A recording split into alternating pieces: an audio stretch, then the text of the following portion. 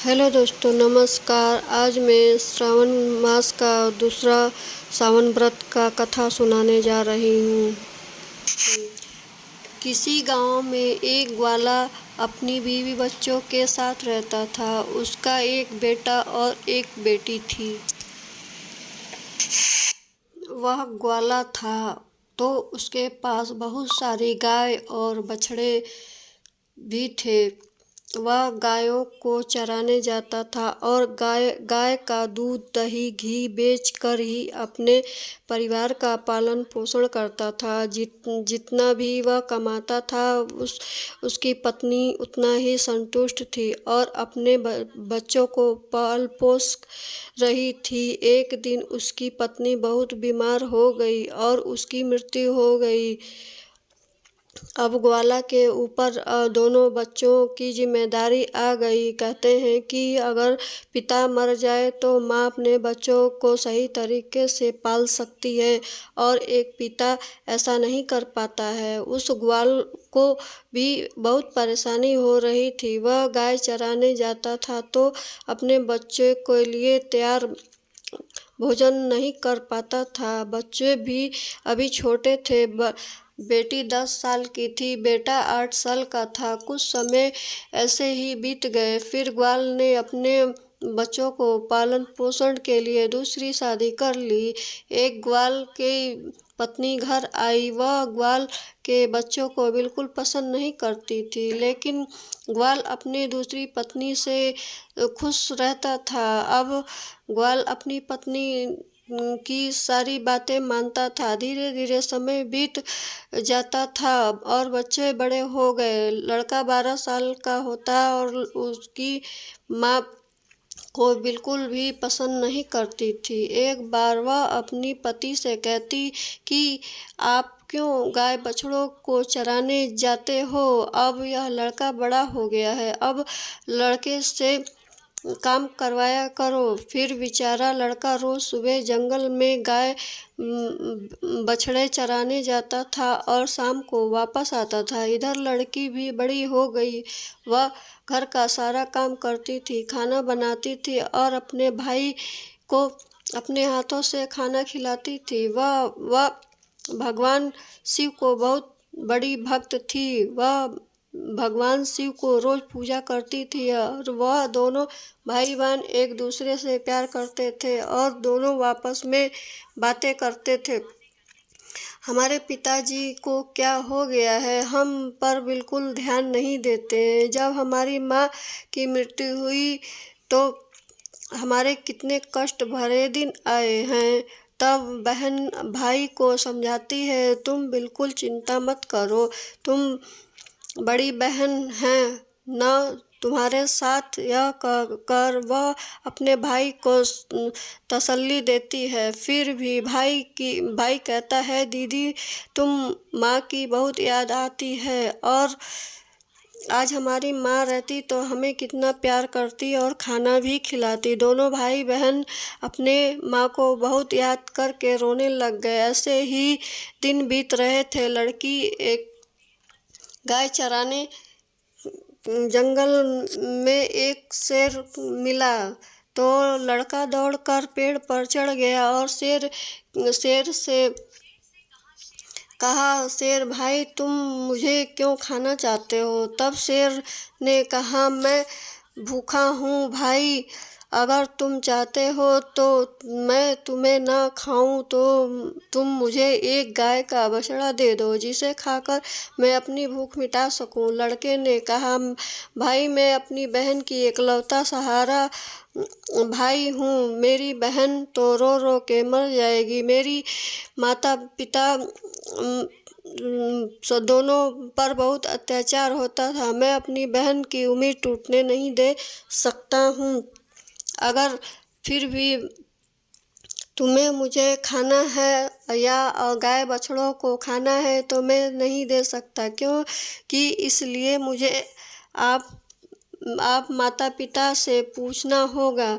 तो शेर ने कहा, ठीक है, तुम कल अपने माता पिता से पूछ कर आना। फिर लड़का शाम को अपने घर गया और अपने पिता से कहने लग गया, पिताजी, आज मुझे जंगल में एक शेर मिला था। अपनी पूरी बात बताई। उसके पिता ने उसे डांटा और वह रोने लग गया। फिर रोते रोते उसने पिता से कहा, आपस कुछ कहना चाहता हूँ, मेरी बात सुन लीजिए। जैसे लड़के के पिता को सारी बात बताई। जंगल में उस कल शेर मिला था और मुझे खाना खाया और गाय बछड़ों को भी बोल रहा था। उसकी माँ सुनी रही थी। उससे कहा कि गाय और बछड़े कम नहीं होना चाहिए। पता है कि वे कितने कीमत के हैं। उनके दूध से ही हमारा घर चलता है। तुम्हारे बिना तो हमारा कुछ नहीं बिगड़ेगा। इसलिए अच्छा है कि शेर तुम्हें ही खा जाए। अब वह बेचारी बहुत दुखी मन से बहन के पास उसकी बहन को देखकर पूछा कि तुम इतनी उदास क्यों हो। तब लड़के ने सारी बात अपनी बहन से बताया। तब उसकी बहन उसे समझाने लगी कि तुम मेरे जिंदगी के आधार हो भाई। तुम्हारे बिना मैं जी नहीं सकती। अगर तुम्हें कुछ हो गया तो मैं भी जिंदा नहीं रहूँगी। इसलिए तुम कल जब जंगल को जाना और शेर आए तो एक बछड़ा उसे खाने को दे देना। अगर गाय जिंदा रही तो बछड़ा और आ जाएगा। उसके पिता ने कहा था कि अगर शेर को भी भूख लग जाए तो पुत्र तो और भी हो जाए। ये सारी बातें बहन सुन ली तो भाई कहा, ठीक है बहन।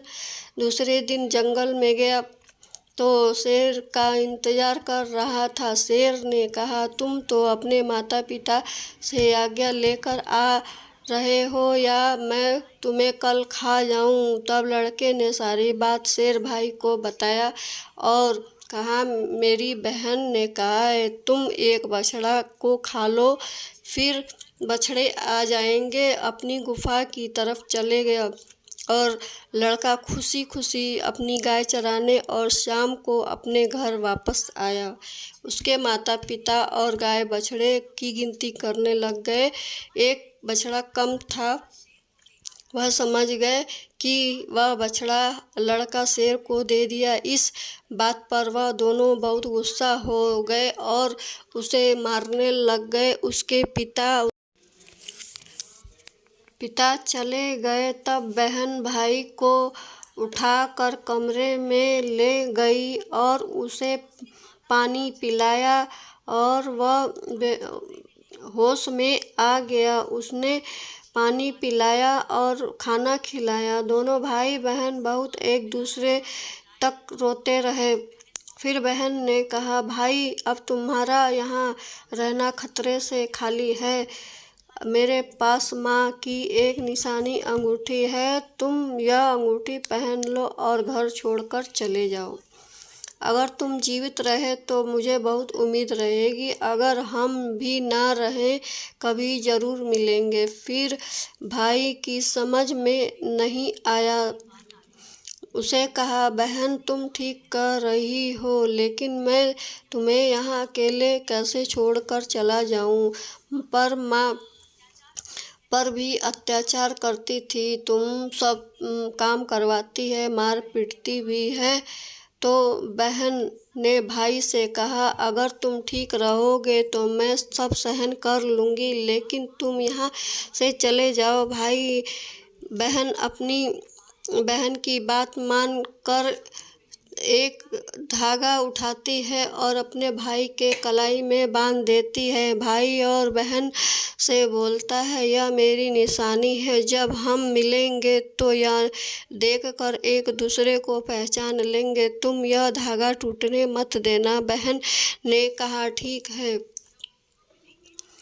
जब दोनों भाई बहन बातें कर रहे थे तो उसकी सौतेली माँ अब सारा बात सुन रही थी। तब वह उसके मन में यह बात है कि मैं मज़ा चखाती हूँ। जब लड़का और लड़की सो गए तो सौतेली माँ ने अपने पति से कहा, मुझे तो इस लड़के का मांस खाना है। पति ने कहा, ठीक है, अगर तुम्हारी ज़्यादा ये इच्छा हो रही है तो मैं कल अभी इसका मांस ला कर देता हूँ। बाप इतना निर्दयी, एक कठोर हृदय का हो गया कि अपने बेटे को उठाया और वहाँ से लेकर चला गया और कुल्हाड़ी से उसके छोटे छोटे टुकड़े काटकर अपनी पत्नी को दे दिया।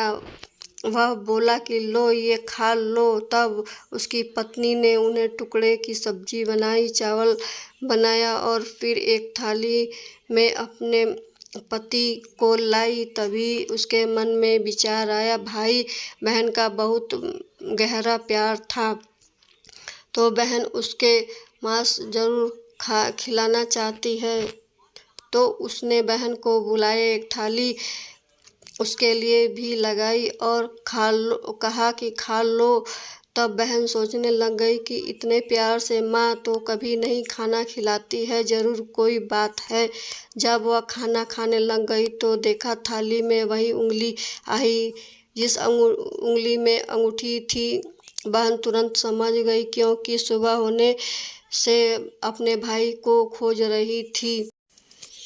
फिर भगवान शिव और देवी पार्वती की कृपा से वह लड़का पहले जैसा हो गया और अब भाई बहन बहुत खुश हो गए और बहन खुश होकर भगवान शिव जी की पूजा करने लग गई और बड़े प्यार से रहने लग गई, मंदिर में रहने लग गई।